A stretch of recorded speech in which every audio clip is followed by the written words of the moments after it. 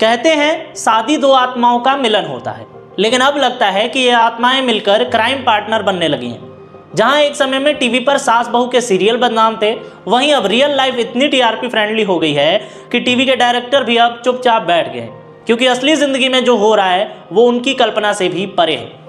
प्यार में अंधी एक महिला ने 2 लाख रुपए की सुपारी देकर शादी के 15 दिन बाद ही अपने पति की हत्या करवा देती है ना शॉकिंग न्यूज़।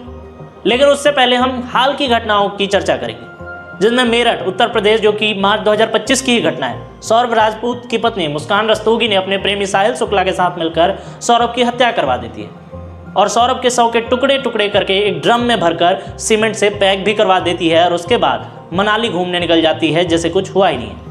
ये तो हो गई एक घटना। दूसरी घटना मध्य प्रदेश की है। इसी मार्च 2025 की शिव प्रकाश त्रिपाठी नामक एक व्यक्ति इंस्टाग्राम पर लाइव आता है और उसके बाद फांसी लगा लेता है। लेकिन कमाल की बात यह है कि उसकी पत्नी प्रिया शर्मा 44 मिनट तक वह लाइव देखती है, लेकिन किसी को भी इसकी जानकारी तक नहीं देती।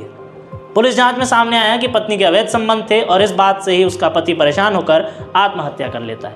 इससे भी बड़ी खबर तो तब आई आगरा उत्तर प्रदेश से फरवरी 2025 में, जब 28 साल के मानव शर्मा आत्महत्या कर लेते हैं।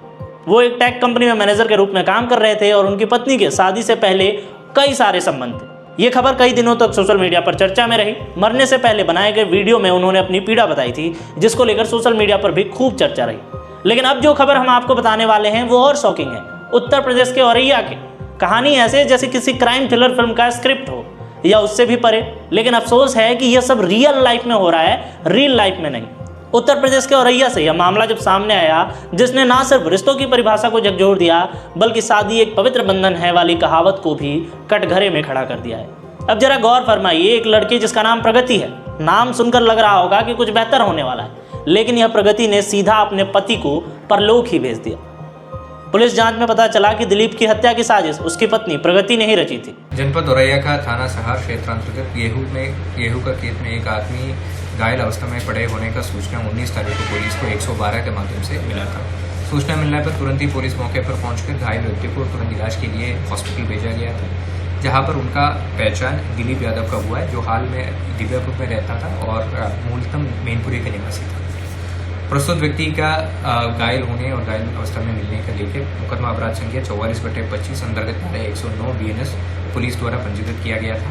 और जब घायल व्यक्ति का देहांत हो गया था, संबंधित मुकदमा को तरमीम करके 103(1) BNS जो मर्डर का धारा है उसमें लिया गया था। एकदम अज्ञात के खिलाफ दिया गया था और एकदम ब्लाइंड मर्डर केस था ऐसा। तो इसी केस में तुरंत ही थाना सहार का पुलिस और जनपद औरैया का SOG द्वारा संयुक्त टीम से विवेचना शुरू किया था और ऑपरेशन त्रिनेत्र में लगी कैमरास के मदद से हम लोग आइडेंटिफाई किया कि दिलीप यादव को अपना हाइड्रा से जब लेके आ रहा था, एक मोटरसाइकिल पीछा कर रहा था और कुछ समय बाद 3 व्यक्ति द्वारा उनको बीच में बिठा के लेके जा रहा था। तो प्रस्तुत CCTV फुटेज के आधार पर हमारे मुखबिर तंत्रों से सहारा लेकर हम लोग आइडेंटिफाई किया इसमें से एक व्यक्ति को, जिसका नाम रामजी नागर है।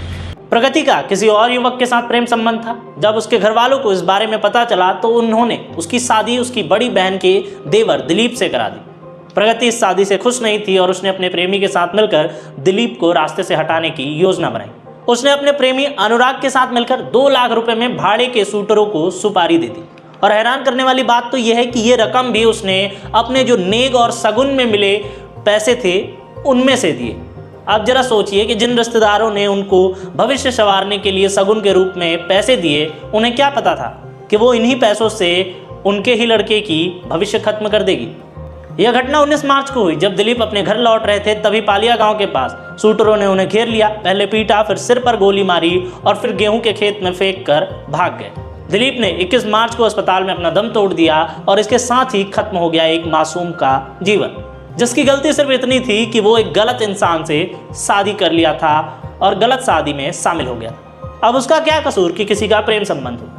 यह सवाल तो उस समाज से भी पूछा जाना चाहिए जो जबरन शादी करवाते हैं, जो सिर्फ इसलिए शादी करवा देते हैं कि हमारी बेटी तो जी प्रेम प्रसंग में है, कहीं वो बिगड़ ना जाए इसलिए शादी करवा दो। लेकिन ये शादी, ये प्रेम प्रसंग किसी क्राइम तक पहुंचेंगे, किसी मौत का कारण बनेंगे, ये बड़ा सवाल है। अब पुलिस ने इस मामले में बताया कि सभी आरोपी पकड़े जा चुके हैं, लेकिन गोली किसने मारी है अभी यह साफ नहीं हुआ। मतलब इसमें क्लाइमेक्स अभी और बाकी है। प्रगति और उसके प्रेमी ने अपना जुर्म कबूल कर लिया है और अब वो सलाखों के पीछे हैं जहां उन्हें होना चाहिए।